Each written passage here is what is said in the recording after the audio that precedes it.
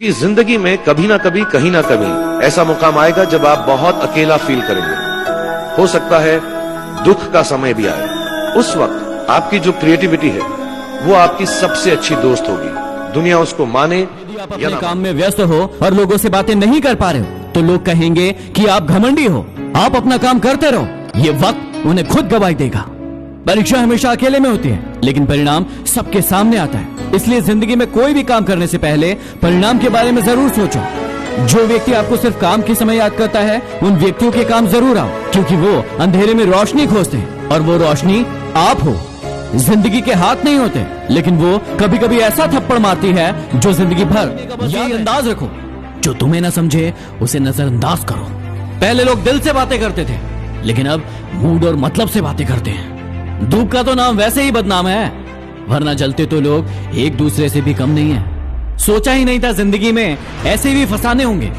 रोना भी जरूरी होगा और आंसू भी छुपाने होंगे। पता नहीं वो बचपन की अमीरी कहाँ खो गई जब बारिश के पानी में हमारे भी जहाज चला। किसी का अच्छा करते रहो और फिर होता यह है कि एक दिन वो आपको बेवकूफ समझने लगता है। समय और समझ दोनों एक साथ खुशकिस्मत लोगों को ही मिलती है, क्योंकि जब समय होता है तो समझ नहीं होती है और जब समझ आती है तो समय निकल जाता है। किसी का किया गया एहसान कभी भूलो मत और अपना किया एहसान कभी याद मत दिलाओ। जिंदगी में कभी किसी को बेकार मत समझना, क्योंकि बंद पड़ी घड़ी भी दिन में 2 बार सही वक्त बताती है। पूरा गेम जो है ना उस खोपड़ी का है। इस दिमाग को ट्रेन करो। दिमाग को ट्रेन करने का बड़ा सरल तरीका है, मालूम है क्या है? खुद पे भरोसा करो। खुद पे भरोसा करोगे नहीं और दुनिया को इल्जाम, किसी को इल्जाम नहीं देना, अपनी जिम्मेदारी लेना पड़ेगी। ये नहीं है कि मेरा शरीर नहीं बन रहा है, मैं सक्सेसफुल नहीं हो पा रहा हूं, मैं धंधा शुरू कर रहा हूं, फेल हो जा रहा हूं। क्यों किया? फिर अपने आप पर भरोसा रख, अपने दिमाग को ट्रेन कर। शरीर गुलाम है और तुम मालिक बनना है। गुलाम खुद निर्णय करो। तुम्हें वो गुलामी चाहिए। ये मालूम है क्या है? बॉडी सीधी सी बात है, टेलीविजन के जैसा है और दिमाग होता है रिमोट कंट्रोल। क्या देखना है? दिमाग ये डिसाइड करेगा। आपको मंजिल के लिए अगर चाहिए ना, don't give this excuses. Remember this one basic thing, choose one thing out of this two. One is excuse and the second is success. बात कही है कि जिंदगी में 2 तरह के दोस्त हमेशा होने चाहिए। एक कृष्ण जैसे जो ना लड़ें फिर भी जीत पक्की कर दें, और दूसरे कर्ण जैसे जो हार सामने हो फिर भी साथ ना छोड़े। किसी ने बड़े कमाल की बात कही है कि किसी से जुदा होना अगर इतना आसान होता तो जिस्म से रूह को लेने कभी फरिश्ते नहीं आते। Good thoughts. किसी के लिए बुरा मत सोचो, सिर्फ अपना अच्छा सोचो।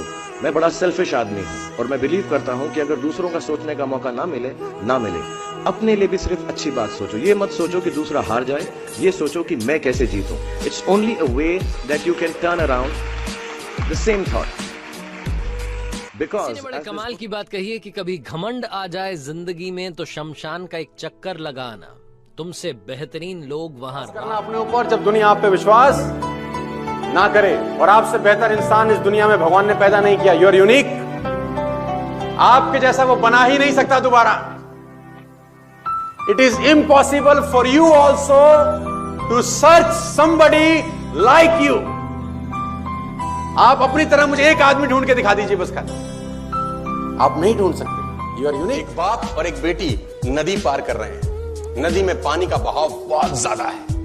नदी में पानी का बहाव बहुत ज्यादा है तो बेटी ने बाप का हाथ पकड़ रखा है बड़े जोर से कि कहीं फिसल ना जाओ। और बहाव के बीच में ही बाप बेटी नदी पार कर रहे हैं। बेटी ने बाप का हाथ पकड़ रखा है। अचानक बेटी ने कहा, पापा आप मेरा हाथ पकड़ लो। बाप ने कहा, एक ही बात है बेटा, तूने पकड़ रखा है मैंने पकड़ रखा है, इसमें क्या फर्क है? बेटी का जवाब सुनिएगा, दिल मतलब गार्डन हो जाएगा। बेटी ने बोला, नहीं फर्क है पापा, मैंने आपका हाथ पकड़ रखा है, बहाव तेज हुआ तो छूट सकता है। आप मेरा हाथ पकड़ लोगे तो बहाव कितना ही तेज हो आप कभी छोड़ने वाले नहीं। You will never leave me.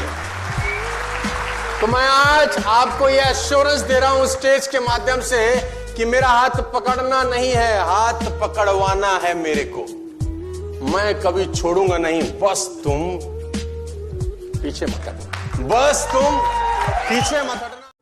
अगर तुम उस वक्त मुस्कुराते हो जब तुम पूरी तरह टूट चुके हो तो यकीन जानो दुनिया में तुम्हें कभी कोई नहीं तोड़ सकता।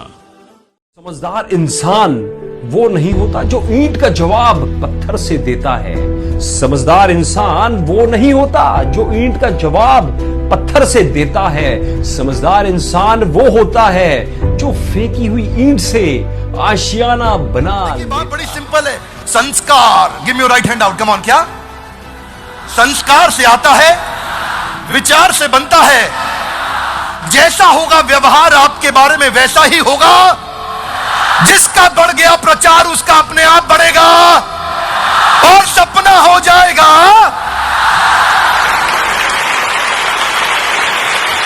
समय गूंगा नहीं है, वक्त पर बताता है किसका कौन है। ताकत और पैसा जिंदगी के फल हैं, परिवार और मित्र जिंदगी की जड़ है। हम फल के बिना अपने आप को चला सकते हैं पर जड़ के बिना खड़े